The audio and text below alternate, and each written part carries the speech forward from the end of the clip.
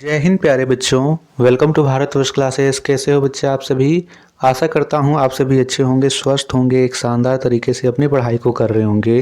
तो प्यारे बच्चों, आज हम लोग कक्षा 8 JCERT गणित पाठ पुस्तक में प्रश्नावली 14.1 के प्रश्नों को हल करेंगे। तो चलिए बच्चे अब प्रारंभ करते हैं। इसके पहले की वीडियो में हमने प्रश्न संख्या 1 से लेकर प्रश्न संख्या 6 तक को हल किया था। प्रश्न संख्या 7 और 8 हम इस वीडियो में हल करेंगे।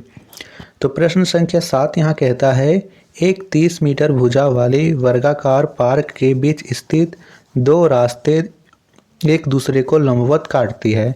एक रास्ते की चौड़ाई 2 मीटर तथा दूसरे रास्ते की चौड़ाई 3 मीटर हो तो पार्क के शेष भाग का क्षेत्रफल ज्ञात कीजिए। पहले प्रश्न आराम से समझ लेंगे बच्चा।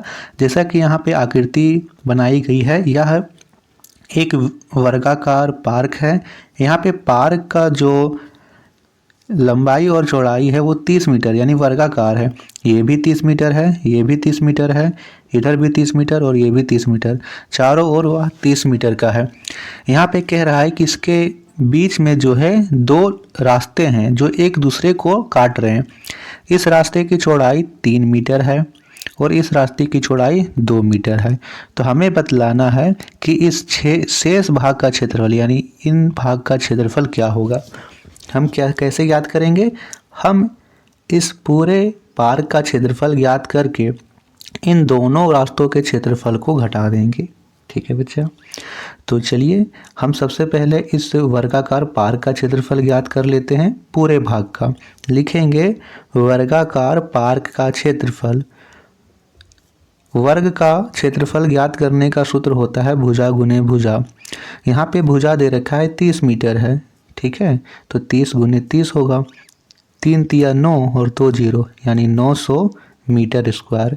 900 मीटर स्क्वायर इस पूरे पार्क का क्षेत्रफल है। अब हमें यहाँ प्रश्न ध्यान से समझना है। हमें इस रास्ते का क्षेत्रफल ज्ञात करना है। तो रास्ते का क्षेत्रफल जब हम ज्ञात करेंगे तो रास्ते का हम देखें तो यह एक आयत के आकार का है। ठीक है, क्योंकि यह जो रास्ता है उसकी जो चौड़ाई वो 3 मीटर है और लंबाई यहाँ से बात करें तो यह पूरा लंबा हो जाएगा यानी 30 मीटर। 3 मीटर चौड़ाई और 30 मीटर लंबाई है। इस दूसरे रास्ते का बात करें तो 2 मीटर चौड़ाई और इधर भी 30 मीटर है तो 30 मीटर लंबाई हो जाएगा। तो इस तरह हमें इसे ज्ञात करना है। लेकिन जब हम इसे ज्ञात करेंगे बच्चा तो ये जो बीच वाला भाग है वो तो 2 बार काउंट हो जाएगा यानी इधर वाले से भी एक बार में आ जाएगा और इधर भी जब हम इसे ज्ञात करेंगे तो यानी 2 बार। हमें एक बार इसे घटाना होगा। तो हम यहाँ लिखेंगे रास्ते का क्षेत्रफल। पहले रास्ते का क्षेत्रफल जोड़ दूसरे रास्ते का क्षेत्रफल माइनस बीच का भाग। यहाँ पे हम जो बीच के भाग को जो आएगा उसे हम घटा देंगे। तो ये आयत का आकार का है। आयत का क्षेत्रफल ज्ञात करने का सूत्र होता है लंबाई गुने चौड़ाई। तो पहले रास्ते का क्षेत्रफल हम बड़ा L लिख लेंगे, L गुने B, लंबाई गुने चौड़ाई। दूसरे रास्ते का क्षेत्रफल भी हम L गुने B ही लिखेंगे क्योंकि भी यह भी आयत के आकार का है और जो बीच का भाग होगा वो भी यहाँ पे आयत के आकार का ही होगा। ठीक है, क्योंकि ये जो है इसकी जो चौड़ाई आ जाएगी 2 मीटर और इधर से लंबाई आ जाएगी 3 मीटर। तो यहाँ पे ये भी L1 गुने B1 कर देंगे। पहले रास्ते का क्षेत्रफल यहाँ से हम करेंगे, इसका लंबाई है 30 मीटर और चौड़ाई है 3 मीटर तो 30 गुने 3 होगा। दूसरे रास्ते का क्षेत्रफल भी लंबाई गुने चौड़ाई, चौड़ाई है 2 मीटर और लंबाई है 30 मीटर तो 30 गुने 2 होगा। और बीच वाले भाग की जो चौड़ाई है वो है 2 मीटर और लंबाई है 3 मीटर तो 3 गुने 2 होगा। अब इसे मैं मिटा दे रहा हूँ, यहाँ पे हम आगे करेंगे। तो यहाँ से हम आगे करते हैं बच्चा। तो यहाँ से हम गुना करते हैं, 30 की गुना 3 से करेंगे तो 30 तिया 90 जोड़ 30 की गुना 2 से करेंगे तो 30 दूनी 60 माइनस 3 की गुना 2 से करेंगे तो 3 दूनी 6। अब इन दोनों को जोड़ के 6 घटा देना है। 90 और 60 को जोड़ेंगे तो 150 और 150 में 6 घटाएंगे तो 144। 144 मीटर स्क्वायर यहाँ पे उस दोनों रास्तों का क्षेत्रफल आया है। अब मैंने क्या कहा था, पूरे वर्ग के क्षेत्रफल में हमें रास्ते के क्षेत्रफल को घटा देना है। तो 900 में 144 को घटा दीजिए। लिखेंगे शेष भाग का क्षेत्रफल बराबर 900 माइनस 144। 900 में से 144 को घटाएंगे तो आएगा 756। 756 मीटर स्क्वायर यहाँ पे उस छेद शेष भाग का क्षेत्रफल हो जाएगा। ठीक है बच्चा, चलिए अब हम प्रश्न संख्या 8 को करते हैं। 8वां प्रश्न दे रखा है, एक 18 सेंटीमीटर व्यास वाली प्लेट के किनारे पर अंदर की ओर 4 सेंटीमीटर चौड़ाई का डिजाइन बना हुआ है। डिजाइन वाले भाग का क्षेत्रफल ज्ञात कीजिए। यहाँ पे यह हम मान लेते हैं यह एक प्लेट है जो वृत्ताकार है, इसके अंदर 4 सेंटीमीटर चौड़ाई का डिजाइन बना हुआ है। तो यहाँ पे यह जो डिजाइन है अंदर 4 सेंटीमीटर अंदर की ओर है। हमें दे रखा है कि इस पूरे प्लेट का जो व्यास है वो 18 सेंटीमीटर है। तो यहाँ पे आप देख सकते हो कि इसमें 2 वृत्त बन रहे हैं, एक यह बड़ा वृत्त है और यह एक छोटा वृत्त है।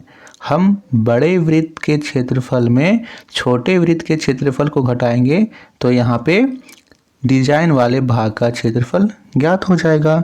तो लिखेंगे सबसे पहले यहाँ पे बड़े वृत्त का व्यास कितना दे रखा है 18 सेंटीमीटर, तो 18 सेंटीमीटर हो जाएगा।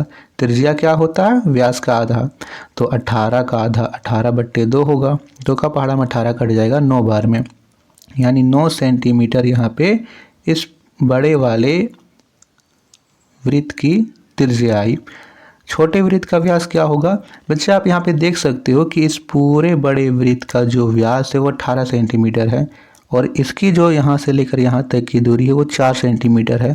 मैं सिर्फ यहाँ पे पूछूं कि यहाँ से लेकर के यहाँ तक की जो दूरी होगी वो कितनी होगी, तो आप बोलो कि सर इधर से 4 माइनस कर दीजिए और इधर से 4 माइनस कर दीजिए, तो 4 और 4 8 माइनस हो गए, यानी 18 में 8 माइनस हुए तो 10, यानी जो छोटे वृत्त का व्यास है वो है 10 सेंटीमीटर।